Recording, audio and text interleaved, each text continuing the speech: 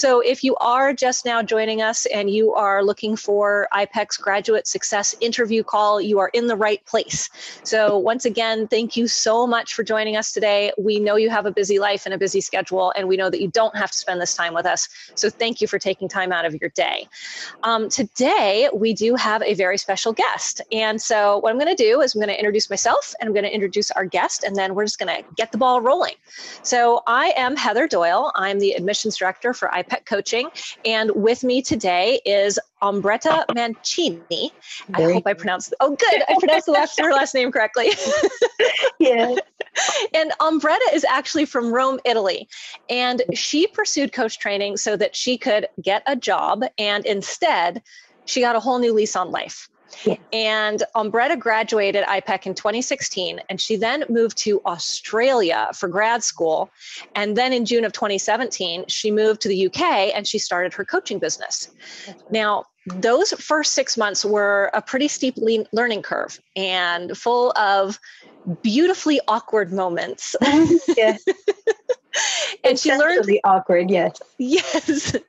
And she learned from it all. She worked on herself. She refined her messaging, and she's now fully supporting herself as a coach through a mix of one-on-one coaching clients and coaching work with organizations, which I know a lot of you are really interested in. So at this very early stage, she's earned back her financial investment in iPEC's coach training. She's found a real clear momentum that's definitely going to have her in an even stronger place 3 months from now, 6 months from now, and continuing forward. And even though her original reason for pursuing coach training was career related, and I just want to make a note, she has accomplished those goals as well. But what she discovered was the real return on her investment was her own inner transformation and the positive effect that coach training has had on every area of her life. Now, Ombretta is here with us to share her experience and answer your most pressing questions, okay? So we really, really want to take advantage of her wisdom and her knowledge and her time because she's a full-time coach, so she's a busy lady. So please feel free to ask her lots of questions that you have front of mind, navigating transitions, becoming a coach yourself, taking that leap into the coach training and into having your own business if that's what you want, or taking that leap and bringing coaching back to your company and your organization. So please feel free to type your questions in via Zoom. There's either it's a little chat bubble or it looks like a little folder, and you can type your questions there and I'll be able to see them. Or if you're joining us via Facebook Live, you can just type your questions into the comment section, and then those will be passed on to me and I'll be able to see them, which means I also want to let you guys know sometimes you're going to see me looking away from Ombretta, and it's because I'm looking at your questions. Not that I'm not fully present. I am listening. I'm here with you, but please don't let the fact that I have to look away sometimes distract you from what the wisdom and the answers that Ombretta is sharing with you for your questions. Okay.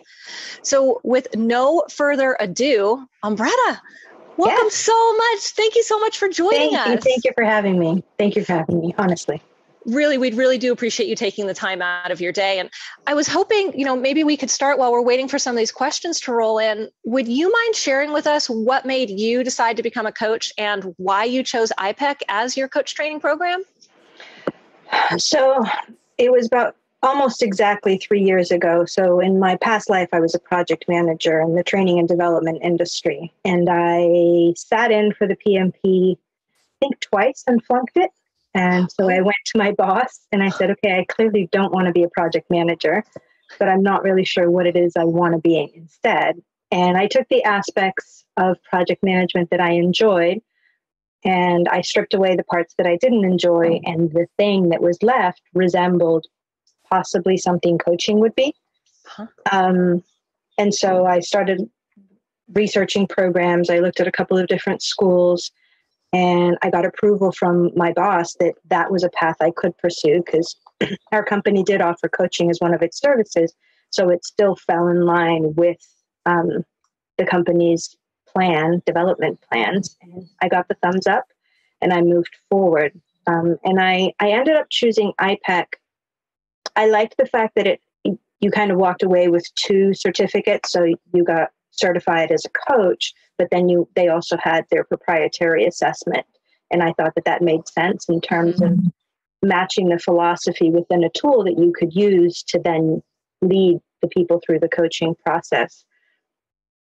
And what spoke out to me about the language that I wrote was really the accountability piece, which has continued throughout and is a fundamental part of my business message, and about how sort of accountability is one half of a two-sided coin. So for me, it's about accountability and equally about empowerment. Because the minute you take ownership for your choice, your decisions, your life, then you automatically put yourself in a position of being able to make different decisions and diverting your life in the direction that better suits you, your strengths, your desires, your passions, whatever that may be. And so I liked the accountability piece. And I liked the part of the assessment that I'm sort of an assessment junkie, but I have a love-hate with them. Like, I don't like the fact that a lot of them have a predefined profile. And so you fit in, because you read through it and usually like 85% of it is like, oh yeah, that's me. Oh, that's not me at all. Yeah. And I loved how the ELI was you. Like, there was no profile that you had to fit. It was just sort of a snapshot of who you are. And that really appealed to me. I couldn't agree more. That's something I loved about the ELI as well. I love too that it's an attitudinal assessment. So it's like, hey, you're perfectly capable of change. Because a lot of those other assessments are like, you're never going to change. I'm like, that's not true. I'm not the same person I was in high school. You know? Oh, definitely not. No. I don't think that the attitudinal piece, I wasn't there yet in terms of my understanding of what it was. Yeah. But I really like the fact that it didn't box me into anything, because I'm sort of a self-proclaimed misfit. And so I liked the idea that I could take an assessment that didn't have to box me into anything, and I could be me and do my own thing. That really appealed to me. Love it. And you are international. I mean, you've lived in lots of different places too, right? Yes. So London, well, this house where I'm working out of right now, I think it's officially my 24th move. Wow. Yeah. So yeah, I've moved around a little bit across 3 continents, 3 times around, but yeah.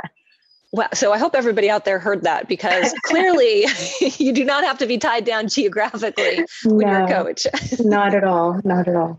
And, you know, speaking to that, anybody out there listening, please feel free to let us know where you're listening from today. Would be cool. Yeah. Yeah. Right. Because like, as Ombretta mentioned, she's in the UK right now, but she's from Rome. And she moved to Australia. I'm sitting in North Carolina, USA. So, and I've spent 15 years in the US. The last 15 years. Yeah. So before Australia, it was US. Awesome. Oh, look, they're coming. Halifax, Nova Scotia is where Pauline is from. Cool. Aurora's calling in from Hawaii, and I can't tell who this is, but they're calling in from New York City. 2 from New York City. So awesome. Great. Very cool. Hi, Beatrice in Brooklyn, and Andrea in Philadelphia. Hello. Now, Pauline is wanting to know what type of organizations do you work with, and what type of coaching services do you offer them? So as you mentioned earlier, I sort of have 2 streams of revenue. So I work with individuals that may or may not be part of an organization, meaning their coaching may or may not be paid through the organization. And sometimes it's about career alignment. So they're either in a job and they know that it's not what they want and they're looking for something else, or more often it's about leadership development. So they've either just been promoted into a leadership role, or they are aiming to be promoted into a leadership role and they're wanting to better hone in those leadership skills and get a little bit of clarity. Most of the people that I attract are very empathic, so they do it as service to others. So it's more about, I want to make sure that I'm a good leader for my people. And then they recognize that it's sort of a 2-way street, that they improve themselves and by reflection, they help their team. And with the organizations, it's sort of a broader approach. I have a combination. I mix a little bit coaching, consulting, and I do a little bit of training. And just because for the work that I do, it's more around performance and leadership development, I found that a combination of the 3 works for the clients that I have. Some people I know, there are other coaches that just do pure coaching, and it may be performance coaching or leadership coaching or team development, whatever. Okay. And I think the question was what type of organization. Yeah. Yes. I don't necessarily have an industry specific. I do have a target market. So usually my target is between 50 and 500 employees. So that's just a preference of mine. It also fits the UK market a little bit better. I have more options in that sense. But I've worked with nonprofits of 25 people. So it really depends. For me, it's more of a fit in terms of, are we going to work well together? Rather than, do you fit the profile? Do you make enough money? Or it's about, is what I'm offering a good fit for you? And if not, I'm happy to refer them to somebody else who's a better fit for them. So that. Awesome. And we find that in the, for everybody out there listening, this question comes up a lot about, isn't the space too crowded? And the answer is, to Ombretta's point, no. As coaches, we're always happy to refer out if it's not a good fit. I love that you brought that up. I can't tell. And I've worked with a client that was not a good fit and totally not worth the money. So, yeah. Yeah. It's not of service to anybody. So I've had that too. You're right. Yeah. It's not of service to anybody. No, really not. Now, I can't tell who's asking this one, but the question is, what other formal education did you have that helped you with your career? And I'm actually going to tack on to that. Yeah. Do you think it's necessary to have additional formal education in order to go in this direction? Like, what are your thoughts on that? What was your experience, and then what are your thoughts? Yeah, that's a really good question for me. Yes, the answer is I did go out and I got additional formal education. I'm certified in a couple of other modalities as a coach. I got certified in a couple of different assessments. I went out and I got 2 graduate certificates. The interesting part for me, and I'm just curious by nature. That's a big driver in my life. Like, curiosity is like, I'm always searching. So when I finished the coaching program, there was a part of me, I was so overwhelmed by all the growth that I had made that it felt like, okay, I've just scratched the surface. There's no chance that I'm going to be able to help anybody. So I have to go out and consume all the possible knowledge that I can get my hands on. So I've sat through countless webinars and I've downloaded pretty much any worksheet to define your avatar and your niche and don't niche. And, the funny thing is that 3 years later, I've come full circle. And while I'm grateful for the knowledge, I didn't necessarily need it. I could have left iPEC and gone and supported people. And this will come, but it's something that you need to feel. Like, I can tell you it'll work for you. But if you don't feel it like I didn't, then you're going to choose whatever path works for you. And for me, it was about gaining more knowledge and then feeling more comfortable in the shoes I was in. But I had people in my mod, in my cohort, that had paying clients after mod 1. Yeah, so me too. It's really about what works for you. And so one of the graduate certificates that I got was in positive psychology. And interesting enough, there's a lot of overlap between iPEC concepts and the research that positive psychology has covered over the past 20 years. So for me, it wasn't so much of an aha. There were a lot of my classmates that were like, oh my gosh, this stuff is amazing. I can't believe it. For me, it was more confirmation that what iPEC had opened the door to was also supported by research. And so it was like, okay, so I'm on the right path. They say it, as other people say it. So it sounds like, this is kind of where I'm supposed to be. So it confirmed things that I had already learned through iPEC. Awesome. And you've touched on it a couple times, and Mary is actually asking about it. She's asking, how did the program help you personally? If you don't mind sharing that. I know it's kind of a public forum. No, it's a bit of a loaded question, but yes. The short answer, what I tell people often, is that iPEC opened a door and behind it I found 10,000 other doors. So yeah, it's kind of like that. Because you're like, okay, so now I've opened, but it wasn't a fearful other 10,000 doors. It was like, oh my gosh, I have all this other stuff to explore. Yeah. And it's like, I didn't even know the doors were there. Oh, no. Like for me, it was, I didn't even know the first door was there. Like Me too. I was mentioning to you earlier, like for me, I got into coaching because I was going to fix the world because, one of my superpowers is problem solving. I have a really acute way of sort of connecting dots, and I spot patterns that other people don't see. So I'm a really great problem solver. So for me, it was like, what better opportunity to go out and coach people and tell them how to fix themselves and fix their lives. And then I ended mod 1, and I called my husband as I was driving away, and he's like, so how did it go? And I was like, like when you have bad Chinese food, like the feeling you have the following day, that's kind of how I feel. And the reason was because the course had brought up so much stuff for me, but it didn't have a name or a label. It was just all this stuff that was stirring up. And for me, oh gosh, my outlook on life, saved my marriage a couple of times around. I'm an entrepreneur. Like if you had told me 5 years ago that I'd be running my own business, I would have told you were nuts. Because I had been an employee my entire life. I was perfectly happy being an employee. That's what I was born to do. I was born to work for somebody else. And now the idea of going back and working for somebody else is like, yeah, no, that's not happening. So I don't know. I hope that answered the question. If it didn't, everybody out there, and Mary, if you want more, please continue to ask and ask for clarification. I love that answer. I had a very similar journey. So I'm like, the reason why I'm laughing is I'm like, oh, I'm right there with you.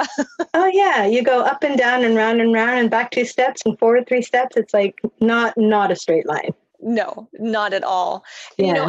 I have 2 questions that are really similar, but they're different. One is from Mary, and one is, I'm so sorry, the little like handle, I guess, is coming up, but it's Sachs, MDA or DMA. Both of them are asking, what advice can you give to someone just at the starting gate? Mary's is specific to who's looking at taking a life coach, a coach training program. And the other person is asking that, but also, what would you suggest to someone looking to get started from the perspective of how to obtain your first clients? So one is getting started and taking that leap in attending a coach training program. What would be your best advice to them? And the other is getting started from a business perspective and taking that leap.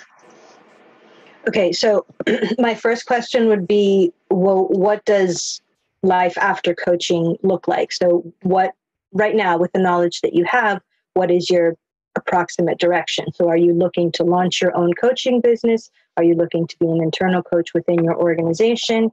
Are you just looking to do this for yourself for personal development? So the answer would change. So I'm going to go with assuming that you're taking the program because then you want to launch your individual coaching practice.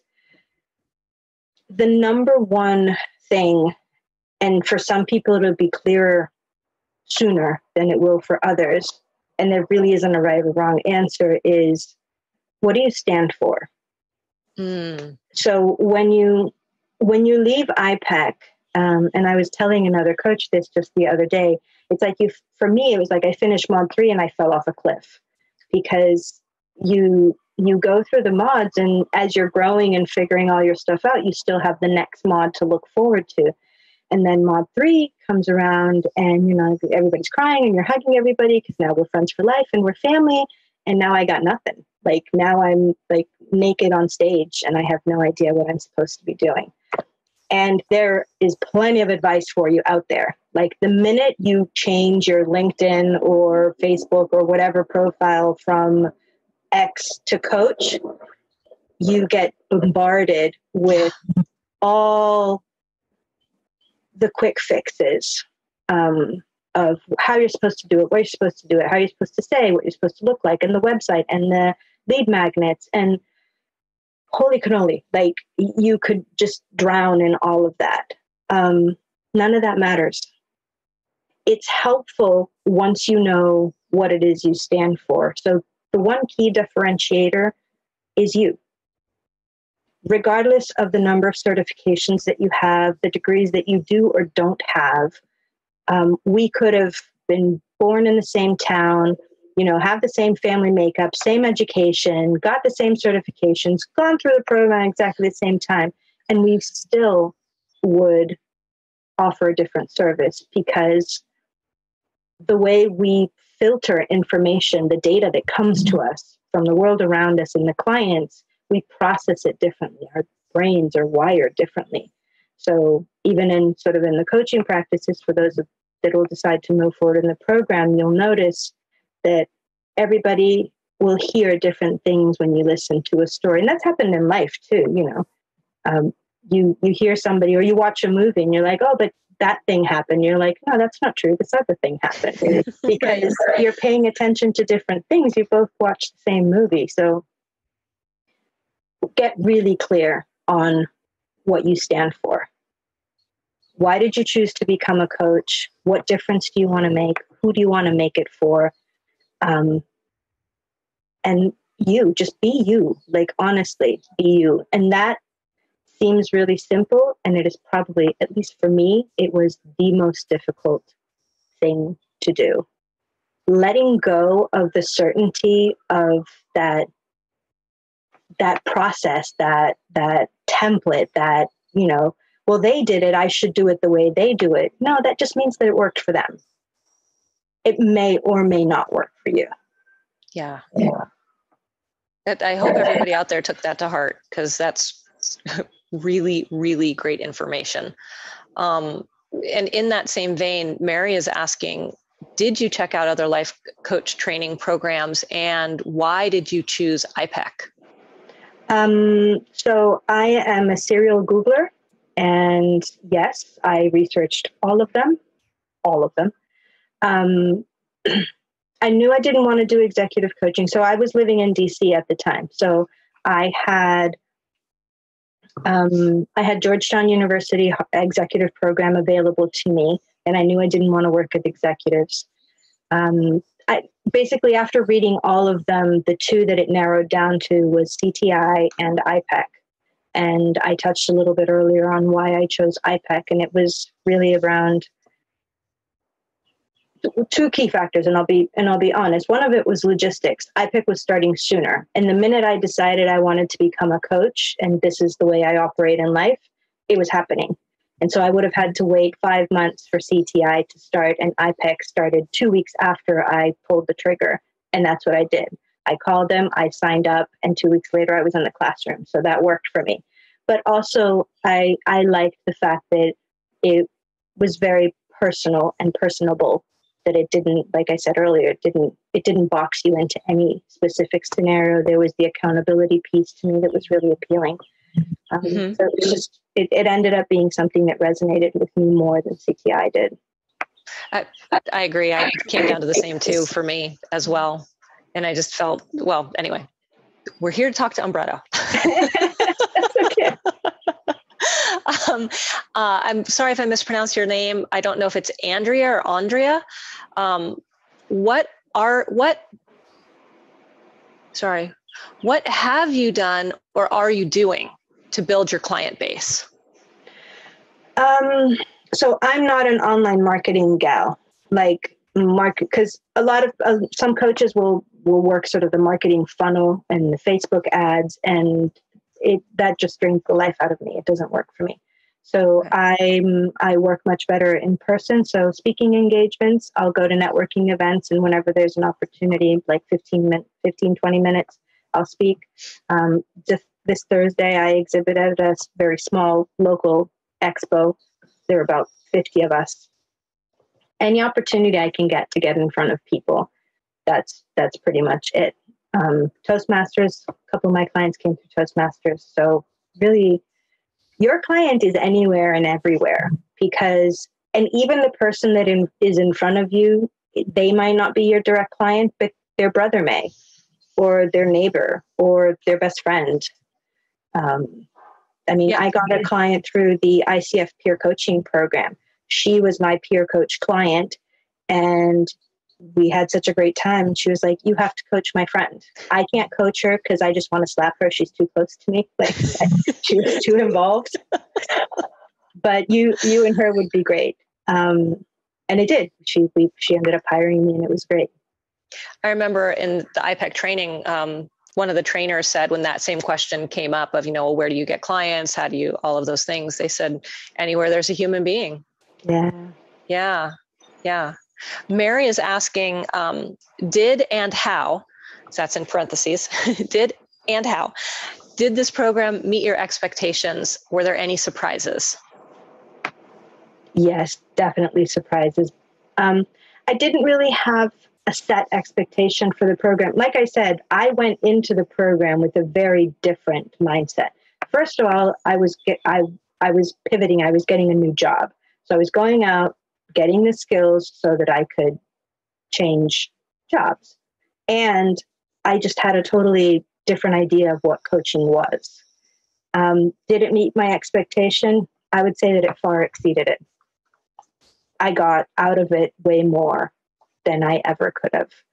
And it's not only the business aspect of it, it's improved my relationships. I've shed people in my life that I had held on to because you were supposed to. And they weren't serving me anymore, and I wasn't serving them. So it was time to let them go.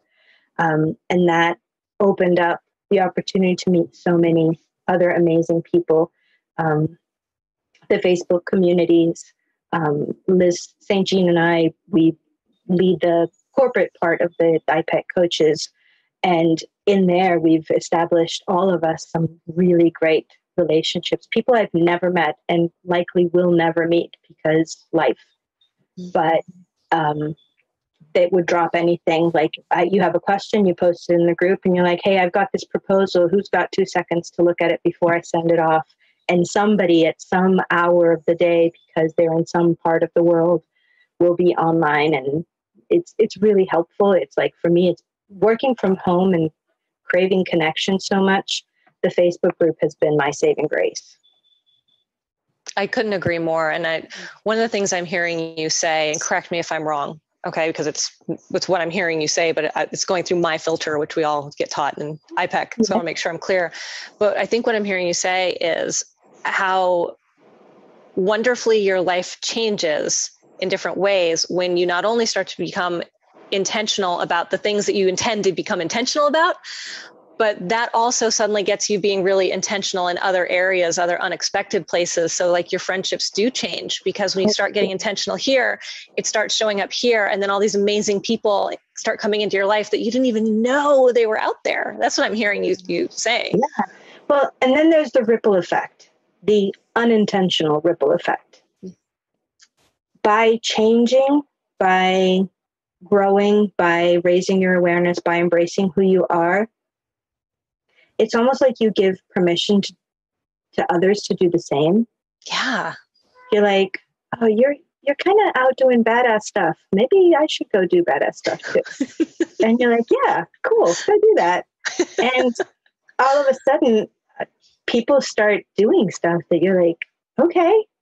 It's like, oh, you inspired me, but I didn't say anything. And you don't have to, because you make it okay to live life differently. You make it okay to change your mind. Mm-hmm. You make it okay to try stuff and not succeed. And that's really powerful in itself. Yeah, that's fantastic. And in alignment with the whole what surprises, we have another surprise question. Okay. I can't tell who's asking this, but the question is, what surprises have come up along the way with starting your own coaching business? Yeah. So I'll start with the harder stuff. So Great. You get through the program, you get over all your stuff of I'm not good enough and I can't do this and nobody's ever going to pay me and what am I doing? I have no idea. And then you're like, okay, I got this. I've learned this stuff. My active listening headphones are all, I've got it. And then there's all the business stuff. And you're like, wait, okay, I've got my first client. How do I invoice again? Like, how does that work? And so there you are researching stuff like, okay, I need an invoicing program. Cool. I didn't know that.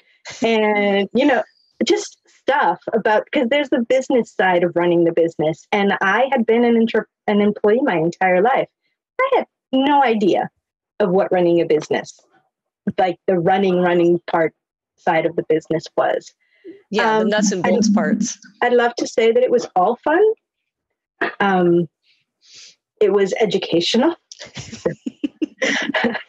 But then you also get to make it however you want. Like, it's your business. You get to shape, this. I don't like doing online marketing. I hate writing web copy and coming up with ads. I don't do that. Why would I do that?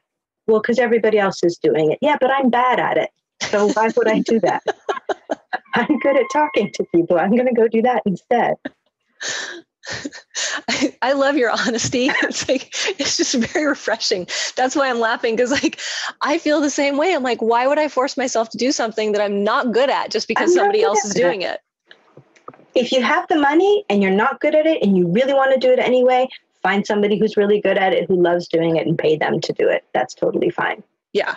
Yeah. Now, Suzanne is asking, this is another business related question. How did you get your very first client? By mistake. Oh. I went to a networking event, and it was the first time I had my little spiel ready, which, by the way, terribly wrong. It's like, it came out and I was like, oh my God, that just feels like wrong on so many levels. I didn't even believe what I was saying. And I had rehearsed it in front of the mirror and I was like really ready. And it wasn't me. Like, it was a bunch of stuff that I thought I was supposed to say. Oh. So I did that with one person. And then I ended up just chatting with this woman. I was telling her, no, I'm working with small businesses. None of that, by the way, was happening. Like, I had 0 clients. So I'm like, oh, I'm working with small businesses. Because, well, the whole fake it till you make it thing. Yeah, be as if. Well, yeah, there's neuroscience behind it. Like, if you say it enough times, then you're like, okay, it must be real because I've said it so many times. And then you go do it because now it's part of who you are. So I was telling her I work with organizations and I do this. And she's like, look, I have to run because I've got a meeting, but you wouldn't happen to work with individuals, would you? And I was like, so, yes, of course. I had mentioned 0.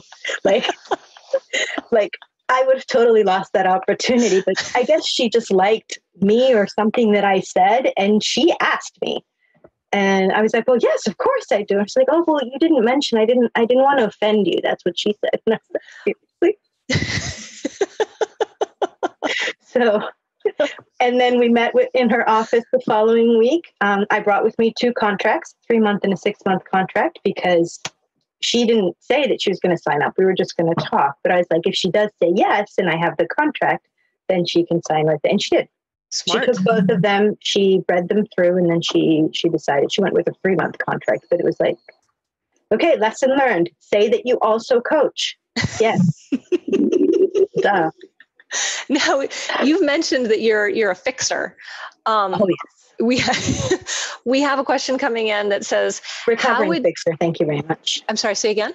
Recovering fixer. Thank you very much. Recovering fixer. Okay. Yes. Well, we have a question here that's, how would you address the question of the coach steering the client to a solution versus teaching them discovery and their own ability to solve problems? That you're not coaching. Mm-hmm. So, and that for me was the hardest part, because I was so very good at finding solutions for other people. Keeping this shut, and you might have noticed that, I don't have a hard time talking. It was really difficult. And the cool thing is that when you are quiet, that's when the magic happens. It's, for me, the way I got out of it was, I hate to be micromanaged. I'm sorry, I don't know if I'm hitting on the microphone, but I'm Italian, so my hands go up. I'm not hearing any Perfect. Yeah, no big pops or anything. I think you're good. I hate to be micromanaged. So tell me what it is that you want me to do. Give me sort of a general idea of what you want it to look like, and then just let me be and do it. And I realized that by me wanting to fix everybody, I was doing to them the exact thing that I hated being done to me. I was micromanaging them. The reason why we step in to help other people most of the time is fundamentally because we don't trust that they have their own solution. And so we think that if I don't step in and fix it, me and my superhero cape, their world is going to fall apart. They possibly cannot be able to make this happen. And when you don't do that, they'll step up because we have a survival instinct. People will not drown. When they realize that it's either this, sink or swim, they swim. Mm-hmm. It may look awkward and it may be wobbly and they might not be going very fast, but they will take action if you just step back and allow them the space to do that. It's like a kid when they start walking. If you didn't allow them to fall on their butt every time they took the first few steps, they'd never learn how to balance and walk and then run and then do all the amazing stuff that we all do as grown-ups. So sometimes you've got to let them fall. And that's okay. In that same vein, what would you, and sorry, this question's coming from, again, I'm sorry if it's Andrea or Andrea, I can't tell from it being typed, so I'm sorry if I'm mispronouncing your name, but she's asking, what do you do now that you wish you would have done from the start? And I think that pairs with what you're talking about like creating that space, letting that person do their thing. Yeah. Like, so reversing that kind of on yourself of what do you do now that, you wish you'd known and that you would have done from the very beginning?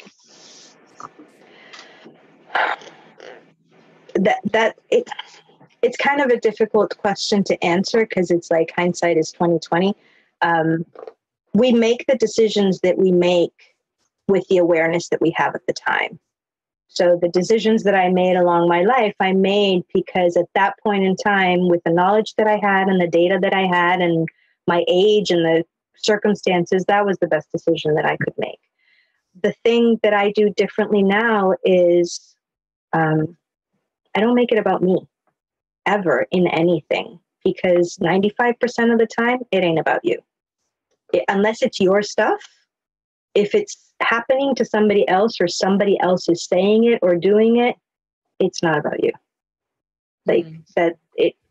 And it's so freeing because the energy that you consume worrying about what other people think and are they enjoying themselves and am I sitting up straight enough, is my hair okay, nobody cares, because they're likely thinking exactly the same thing you are.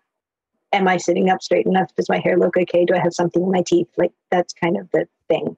So it allows you to just be you. And that thing that I was talking about earlier, that there's this ebb and flow of people that come in your life. And the people that are in my life now, some of them I love, and I hope that they stay in my life forever. And if they don't, then that's okay. And they may come back and they may not. So it's just about being okay with where you are and not worrying so much about what others think or do, or with the concern about the control and having to fix everything. And if I don't intervene and if I don't step in, if I don't provide the solution, then the world's going to end. It won't. It doesn't. It's okay. Like, it'll go. Yeah. It'll things move on. Now, I know that, and you just touched on it in this answer, but you've touched on it previously too, about don't worry what everybody else is doing. That worked for them doesn't necessarily mean it's going to work for you. So with that in mind, and I'm putting that caveat out there more for the listeners than for you. Sure. Okay, because this question is, can you walk through a typical coaching experience in the corporate world, as opposed to individual? And the reason why I wanted to throw that out there is I want the listeners to all, gentle reminder, everybody out there, what is typical for Ombretta might not be typical for you or any other coach that you speak with. It's what's going to be typical for her. So if you wouldn't mind just kind of walking us through that. Two-pronged answer. I firmly believe in the individuality of every person.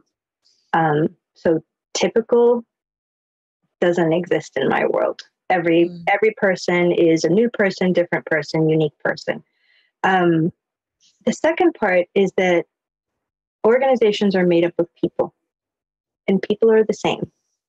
So the person in an organization that may be more buttoned up and always in a suit and concerned about their appearance, that's because that's what they believe that they need to be within that organization. So it's the mask, or it's the filter, it's whatever that they've chosen to wear because of their beliefs and their knowledge and their background.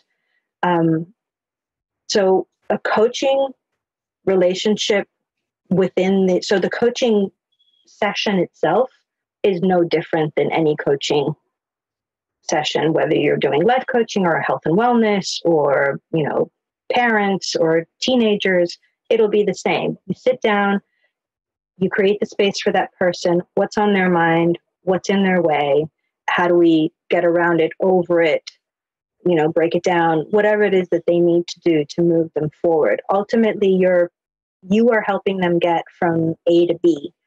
And the A to B, the details of that might change. So it might be, I can't get across to my team. So there's a communication issue or challenge possibly. But that same communication dynamic, first of all, it's very likely that they're having similar issues in other areas of their life. And so it becomes a broader conversation, not only narrow to the business. But it's about the dynamic. It's the story that they tell you is like the details around it. But the underlying dynamic, it really doesn't matter. You can transpose that to any scenario and it'll be similar. You'll find patterns. So if you've coached moms for 6 months and then all of a sudden figure out, it's not exciting me. I'd really rather work in organizations. The skills that you've gained in those coaching relationships are totally transferable to a corporate environment. The story changes, the people don't. I don't know if that makes sense.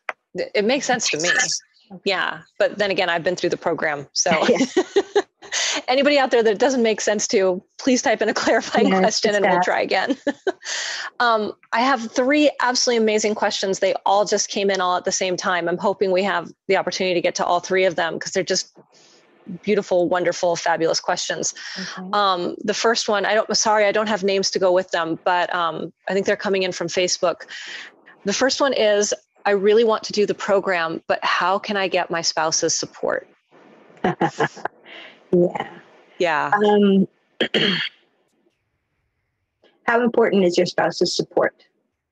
Because there's the emotional side of it and there's the logistical side of it. Like if they are the ones bringing in the money and there's a dynamic there around you're spending the money that I've earned, then that's one conversation. I will say this, regardless of whether your spouse is on board or not, just something to keep in the back of your mind. As you go through the program, you're going to change. They probably won't, or at least not at your same pace. So at some point, there might be some level of friction because you're just going through your stuff and you're moving and you've invested in your own personal development. And all of a sudden, the person that they married, they were used to having it next to them for the past 10 years. All of a sudden, it's like, well, what did you eat? Like, what happened to you? Like, what are you talking about? So what's your reason for going into the program? So get really clear about your motivation. Don't make it a confrontational conversation. Like, state your point, state why it's important to you. And then I would have to know a little more about the context, and I'd probably ask some more clarifying questions to sort of get the scenario before I could give any practical advice if that's what they were looking for. I'll tack 2 little things on there just real quick to whoever out there is asking that question. You can bring a guest to module 1.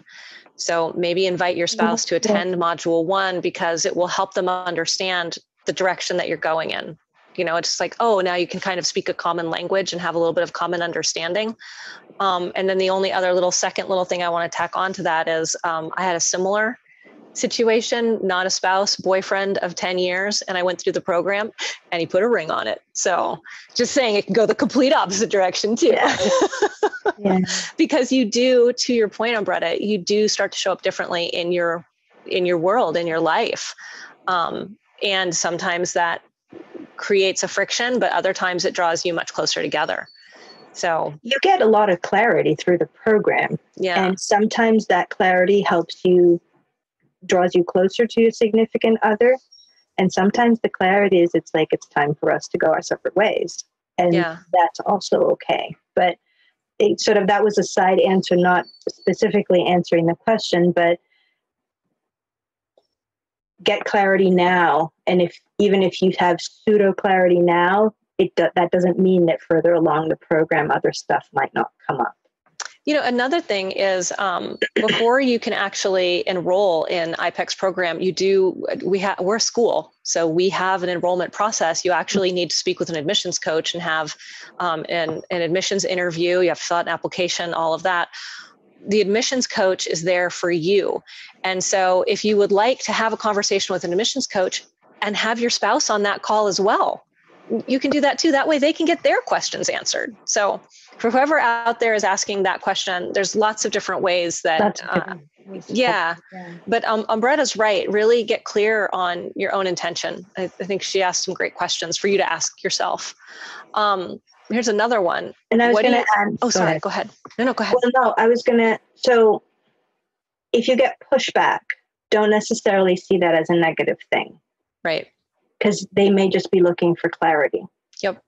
So just be as present, start practicing your coaching skills even before you enroll in the program, and just sort of try to understand why they may be asking those questions. It may just be, I need more data to be able to say yes. Yeah, absolutely. And that's a place where that admissions coach can help you as well. Yeah. Another question here is, what do you think about the age that you make this change? Does that matter? Funnily, somebody in the iPEC group asked that not too long ago. And the list of responses, I'm 62, I'm 65, I'm 67, I'm 53. It was like, dun, dun, dun, dun, dun, dun, dun. So no, age is not an issue at all. I'm so glad you said that, because iPEC doesn't think so either. We have people who are, 21, and we have, I think our oldest graduate at the time was 81. So I think now they've got to be like 83 or 84. Yeah. Whatever time is the time that's right for you, that is the perfect time. What is it? The best time to plant a tree was like 100 years ago, and the second best time is today. Yeah. Right. Or something like that. Now, here's one that it actually kind of makes me tear up a little bit. How can you do coaching? And I'm going to change that a little bit. I'm going to say, how can you be a coach? Because we don't just do coaching, we are coaches. Mm-hmm. How can you be a coach if your life isn't perfect? It's like, I'd love to meet the person whose life is. Right. And that is what makes you so unique. No matter how messed up. I mean, I have yet to meet one person who doesn't nod their head when I say I have a dysfunctional family. So, I mean, we've all got our stuff, and our stuff is what makes us us. Had we had different experiences, we would be different people. So, another thing that you'll probably notice, and this is maybe for those of you more spiritually inclined, I guess, is what I found in my journey is that the universe kept sending me people that were working through the same stuff that I was working through that moment. And they're like, oh, could you help me? I'd love to be coached around this thing. And I'm thinking, that's what I'm working on. Like, I don't know how to help you. And yet you can. And it's, you get paid to grow. Like, somebody else will pay you so you can help them work through the issue that they have. And you benefit from it because you're talking through it and you're processing. And it's like the most amazing job in the world. Like, I'd never thought of it that way, but you're right. Who has that job where they pay you so that you can grow? Yeah. And you get to help other people. Great. It's like cha-ching. And now Diane is asking, how did you get started? Like really like your very first baby step. How did you get started after training in your business? So, and I don't know what I'm allowed to share or not, but at some point, you're allowed to share anything that you want to share. This is, your experience. Well, at some point during the program, they encourage you to start your website because you put yourself out there. You are a coach. You've chosen this path. This is what you are. And so I did so. And I cringe every time I think of that first version of my website. Me too. It was horrendous. Like, not only was it aesthetically, like really, because of course I had to do it myself because I'm Wonder Woman and I do all of it myself. So I designed it myself. It wasn't mobile responsive or whatever it is that it's called. The pictures were like the most stock like figures, stock like pictures, like cheesy, just awful. Like really all of it was really bad, like really bad. The language and me, all of it. But it was fine. I mean, it was out there. And I can't tell you how much I sweated before I hit publish because I was like, oh my gosh, because now I'm going to put myself out in the world and everybody's going to see me. And I think for 3 months, I got 0 visitors because obviously I did something wrong and I wasn't showing up in any of the searches. So it's like, just get over yourself. What did I say earlier? It's not about you. Stop it. Love it. Love it. Diane would also like to know, and I'm going to take Diane's question and then I've got one more, and I think that's probably all we have time for. But Diane is wanting to know, what was it that led you to decide to go into leadership coaching? So I went around the block a couple of times on what I was going to do. I embrace iPEC's definition of leadership, that regardless of whether you want to or not, you are a leader. And by leader means that you are an example to others. The difference is that you can have a conscious impact on others or an unconscious impact on others. So by understanding how to lead yourself by reflection, you understand how to lead others. And so for me, it was about, you can't have change. Change starts with you, because within an organization, I don't know how many of you work in that context. You know, if your manager is a drag, your job is likely a drag, no matter how exciting, what fantastic job you do. It's not going to be fun to hang around somebody who's just not happy. Mm-hmm. And in their book, they may be doing it all right. So they've got all their processes in place and all their procedures and their SOPs and all their fun stuff. And then they're just not fun to be around. And so the job is not pleasant. Or that colleague who cannot possibly say anything positive ever if lightning struck them. And you avoid them in the hallway like the plague. Because I can't take them today. I'm not talking to them yet. Right.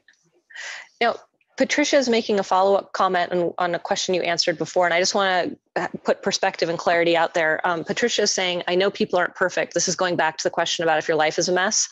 Mm-hmm. But if I hire a coach, I want someone with maturity and does have aspects of their life together. Sure, we learn from people's troubles and some, I'm not sure what she said, and how they're having. Not sure about that. And Patricia, Ombretta, correct me if I'm wrong, but Patricia, one of the things that Ombretta and I know from going through coach training is that when you're a certified professional coach, one of the things that you are trained in, and Ombretta touched on this earlier about one of the hardest things for her to learn because she's a recovering fixer, is you keep your own agenda out of it. You keep your own life out of it. So what Ombretta is saying is you don't have to have a perfect life to be a coach. You have to be really well trained in the skills of coaching. And did you want to add on to that, Ombretta? Because I just wanted Patricia to understand, like there's a difference between the two. And you don't have to know anything about that person's life. You don't have to know anything about their job. Like you could coach a rocket scientist or a neurosurgeon. It doesn't matter, because what you learn is the skill of active listening and asking empowering questions. And the less you are in your head, the better it is. The fact that your life's a mess, at some point to some degree, your life is always going to be a mess. There's always going to be something in your life that you're either walking towards, walking away from. But the biggest part for you is about learning to be present in the moment for that person. We are facilitators of their thought process. All we are is a vehicle for them to use, a means for them to get their own answers. And some clients don't like that because they're like, well, I'm paying you. You need to give me the answers. Well, then you don't hire a coach because that's not what I do. Right. So I sit, and some coaches meditate before a session. You get really centered because I'm going to, I've got bills to pay and the kids are screaming and the dog just, ran out the front gate, but I have a coaching session. And in that minute, I am of service to you. You have 1 hour, 45 minutes, 30 minutes, however you structure your sessions, of my undivided, non-judgmental attention. And that's it. And it seems simple, but it's actually really, really hard. It is. But that's what coaching is. And they don't get that from anybody else in their life. Nobody else in their life is going to give them undivided, non-judgmental attention because all the people in their life are going to have an agenda. They have skin in the game. Whether it's your spouse, it's your sister, it's your cousin, it's your friend, it's your boss, everybody's attached to you making a certain decision. As a coach, we can provide that detached, objective presence of listening. And then you mirror it back to them. You're like, okay, but in last session you said this, and now you're saying this. So which is it? And you don't even decide for them. You just help them spot where they're misaligned. And you're like, okay, where do you want to go? What direction do you want to take? Beautifully stated. And Patricia, I hope that provides you with a little bit more clarity around that question and how the answer pertains to that question. I know we're at the top of the hour. I do want to ask, if it's okay with you, Ombretta, I would love to ask just this one final question because it's so great. And a few different people have asked it. And then if you guys are still on and want to stay, I also want to let them know how to find your website, because if they want to work with you, or if they have a corporate client, maybe the company they're working for, they're like, oh my gosh, we need her. Okay, perfect. So this question came in a few different times, and it was, if you think back to your coach training, how did you balance your life, your work, and learning to coach, the iPEC training program? Because it is pretty comprehensive and there's lots to do. It was a lot of work. Yeah. The program was a lot of work.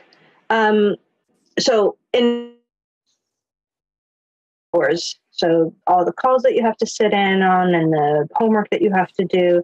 And then there's also just the stuff that you need to work through, because some of it, at least for me, and I can only speak from my experience, it brought up some stuff that really took up space in my head. Like questions that I either knew, but I hadn't never wanted to answer, and some that I didn't even know I was supposed to be asking myself. I don't know that I have the way to do it. You just do it. And some days are better than others. Some days I was more present at work and less doing my coaching work. And other times I was more focused on my coaching stuff and work, not so much. But you kind of do what you can. Mm-hmm. And compassion for yourself. Okay, I wasn't my best today, but I'm still alive, still married, still have friends. Life is okay. Tomorrow will be better. And then you just take it one day at a time. Again, I'm right there with you. One of the things I always told myself was, if I make space for the training, then I'm making space for my coaching clients too. Yeah. Yeah. So it's I got to make space one way or the other. Yeah. But I love how you said that it wasn't really about balancing it. It was just about doing your best in every given moment and having compassion for yourself. I think that's beautiful. Yeah. So everybody out there, if you would like to speak with an admissions coach, Suzanne has put the link. She's put it out there on Facebook. She's also put it in the Zoom webinar chat. Feel free to click on that link, request some time with an admissions coach.